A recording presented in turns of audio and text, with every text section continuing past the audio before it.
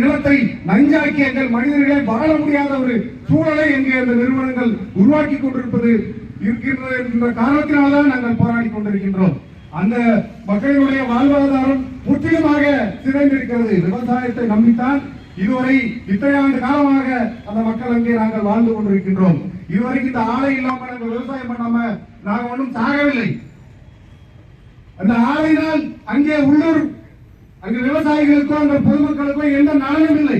அப்படி ஒரு சூழ்நிலையிலும் கூட இந்த நச்சு ஆலையை இங்கு நிறுவி இரவு பகல் பாராமல் நைட்டு அதிகாலை 3 மணி அளவில் அங்கே இருந்த அந்த நச்சு காற்றை திறந்து விட்டு அந்த காற்றை நஞ்சாக்கிறார்கள். அங்கு சுவாசிக்கிற மக்களுடைய நிலையை நீங்க நினைச்சு பாருங்க.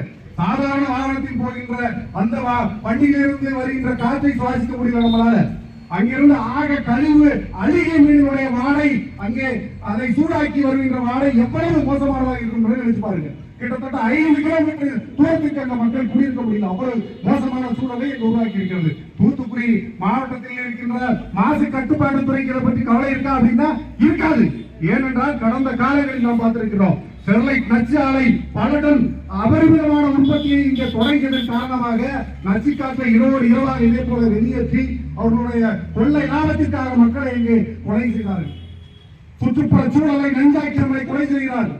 அதே போல குமரட்டியாபுரம் பொதுமக்கள் கடுமையாக பாதிக்கப்பட்டதன் விளைவாக இந்த கிராம மக்கள் எடுத்த போராட்டம் தான் இந்த வேதாந்தா நிறுவனத்திற்கு எதிராக மாபெரும் புரட்சியாக மாறி இந்த மண்ணில் வெடித்து இந்த ஆலை இந்த மண்ணில் இருந்து விரட்டியடிக்கப்பட்டது.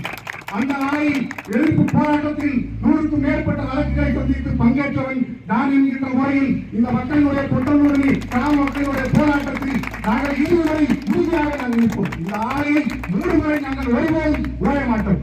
மக்களுடைய வாழ்வாதாரம் பாதிக்கப்படுவதை இந்த அரசு இனிமேல் வேடிக்கை பார்க்க கூடாது.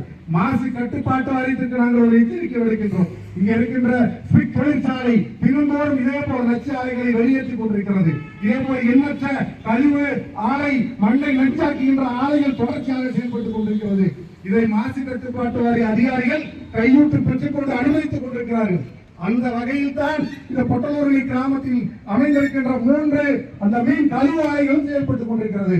மக்களுடைய வாழ்வாதாரத்திற்காக போராட்டம் எங்களது எந்த எல்லைக்கும் செல்லும். அதை நாங்கள் ஒருபோதும் இந்த ஆலை இந்த மண்ணிலிருந்து நீங்கள் மூட வேண்டும் அல்லது நாங்கள் மூட வேண்டிய சூழலை உருவாக்குவோம் என்று தெரிவித்துக் கொள்கிறோம். மக்களோடு நாங்கள் என்றும் நாம் தமிழர் கட்சி அண்ணன் செந்தமிழன் சீமானவர்களுடைய தம்பிகள் உடன் இருப்போம், உறுதியாக நிற்போம் என்று மக்களுக்கு